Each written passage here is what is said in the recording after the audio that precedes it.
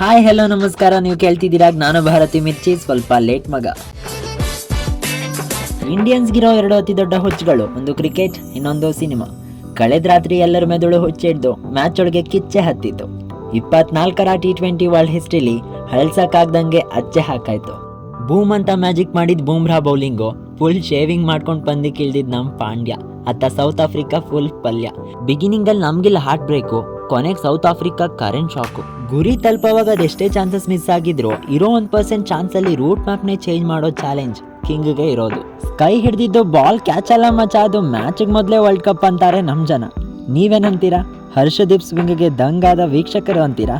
ಯಾರು ಎಷ್ಟು ಹೊಡೆದ್ರು ಅನ್ನೋದು ಮುಖ್ಯನೇ, ಆದ್ರೆ ಯಾರು ಕ್ಯಾಪ್ಟೈನ್ಸ್ ಇಲ್ಲಿ ಅನ್ನೋದು ಗೊತ್ತು ತಾನೆ. Caps off to the captain, none other than the hit man. Last but not the least, ಇವರು ಬ್ಯಾಟಿಂಗ್ ಅಲ್ಲಿ ತುಂಬಾ ಚೆನ್ನಾಗಿ ಹೊಡೆದ್ರು, ಆದ್ರೆ ಬೌಲಿಂಗ್ ಅಲ್ಲಿ ಇವ್ರಿಗೆ ಏಟ್ ಬಿದ್ಬಿಡ್ತು. ಇನ್ನು ಅಕ್ಷರ್ ಪಾಟೇಲ್ ಇನ್ನಿಂಗ್ಸ್ ಅಂತೂ